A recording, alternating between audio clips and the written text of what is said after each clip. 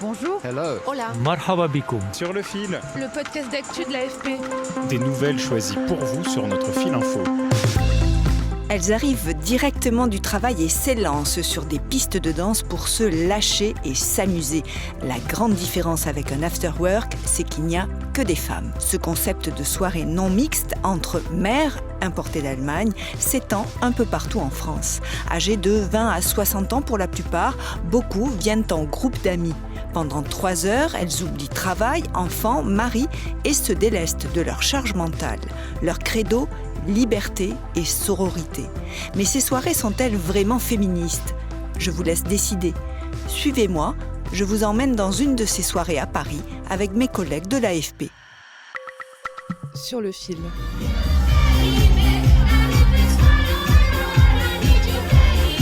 Il est 19h sur le dance floor du Rasputin, en plein cœur de Paris. Des dizaines de femmes dansent sur du disco remixé par une DJ-ette. Aucun homme, parmi les quelques 300 participants à cette soirée, hormis les serveurs et l'animateur, aux commandes des chorégraphies. Danser, boire un verre, discuter entre amis, ce sont les objectifs des 3 organisatrices de ces soirées, jeunes quarantenaires, chefs d'entreprise parisiennes. Constance Damécourt est l'une d'entre elles. Je venais d'accoucher de mon 3e enfant et en fait on voulait un endroit se retrouver de 19h à 22h à un horaire où on se couche pas trop tard, où on se retrouve avec des amis en sortant du bureau après une journée de travail pour se détendre, vraiment pour lâcher prise. Donc l'idée, c'est de se défouler sur le modèle allemand des soirées entre femmes baptisées « Maman va danser ». Pour comprendre la démarche des créatrices des soirées diva, j'ai appelé Constance Damécourt au calme dans son bureau parisien. En fait, l'idée, c'est vraiment de se lâcher, de se dégager de cette charge mentale. Donc en fait, vous arrivez à 19h, vous laissez votre charge mentale au vestiaire, les enfants, mais ça peut être aussi une vie professionnelle très remplie, etc. Vraiment loin de vos obligations, qu'elles soient personnelles, professionnelles, etc., familiales et sociales. Et c'est un espace qui va vous permettre vraiment d'être vous-même, sans pression ni responsabilité, vraiment juste pour vous ressourcer. Alors il y en a qui le font à travers la méditation, en allant à une séance de sport. C'est vraiment un moment pour elles où elles sont seules et elles arrivent à se mettre vraiment dans cette bulle où elles pensent à autre chose. Et en fait, la diva, ça vous permet vraiment de laisser vos problèmes du quotidien ou cette charge mentale derrière vous. Alors vous pouvez le faire vraiment en vous amusant sur le dance floor ou en allant parler à quelqu'un, une amie. Ici, sous les spots et la boule à facettes, pas de regard masculin ni de peur d'être jugée selon les participantes. Le fait d'être sans homme, c'est vraiment de ne pas se soucier du regard des hommes. Il y a moins cet échange de séduction. Certains hommes aimeraient bien venir jeter un œil, mais ils comprennent vite que ce n'est pas contre eux, c'est juste un moment entre femmes. D'ailleurs, il existe plein d'espaces exclusivement masculins sans que ça fasse débat. Ici, on parle vraiment d'un cadre qui permet aux femmes de se retrouver ensemble et qui, en fait, se permettent des choses que peut-être elles ne feraient pas s'il y avait des hommes. Par exemple, vous allez à une soirée, vous savez qu'il y a des hommes, vous allez peut-être repasser par chez vous pour vous changer. Là, vous pouvez venir directement du bureau. Vous allez peut-être vous lâcher sur une chorégraphie alors que vous n'auriez pas forcément envie de le faire devant des hommes. Sentiment partagé par Julie, responsable communication de 37 ans, qui a payé 45 € pour danser, boire et grignoter sans homme pendant 3 heures. Non, lâcher prise très rapide, sans jugement, sans regard des autres. Et ouais, il y a une belle sororité entre nous tous. Selon Constance Damour-Fabry, l'une des co-organisatrices des soirées, cela procure à ces femmes un sentiment de sécurité. D'ailleurs, pendant ces soirées, les verres sont posés sur les tables, sans surveillance. Il n'y a que des regards bienveillants sur elles.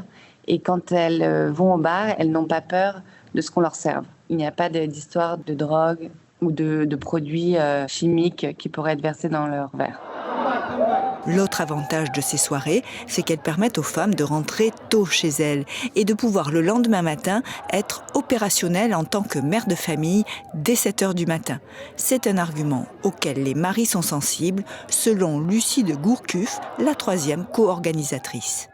Je ne pense pas que ça gêne les hommes qu'on fasse des soirées entre femmes. Au contraire, je pense que les maris sont plutôt contents parce qu'ils se disent ma femme est en train de danser, elles ne sont pas jaloux, ils se disent elles sont entre copines, au moins elles reviennent à la maison, elles sont sereines, elles ont décompressé, elles ont rigolé et au moins ils ont une femme beaucoup plus sympa à la maison.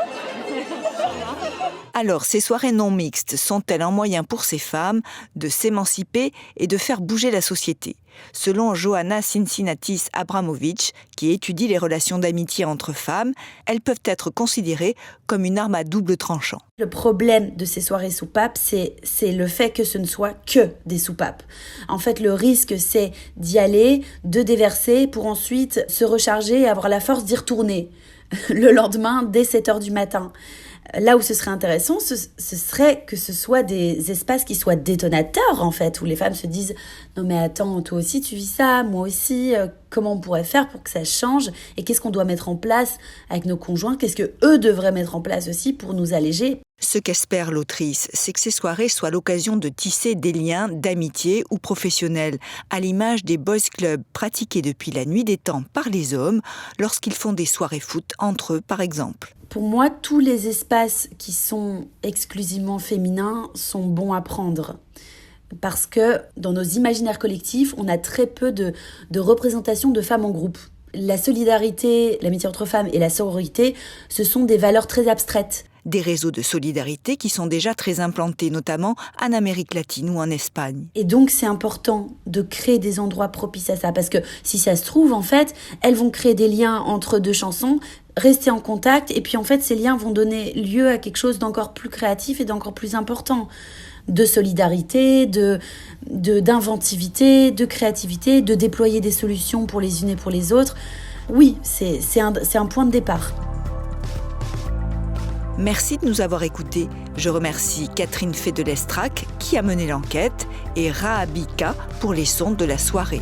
Johanna Cincinnatis-Abramovic est l'autrice de l'essai « Elles vécurent heureuses » édité chez Stock. Sur le fil revient demain. Si vous avez aimé cet épisode, alors n'hésitez pas à nous mettre plein d'étoiles et à vous abonner. Je suis Emmanuelle Bayon. À très bientôt.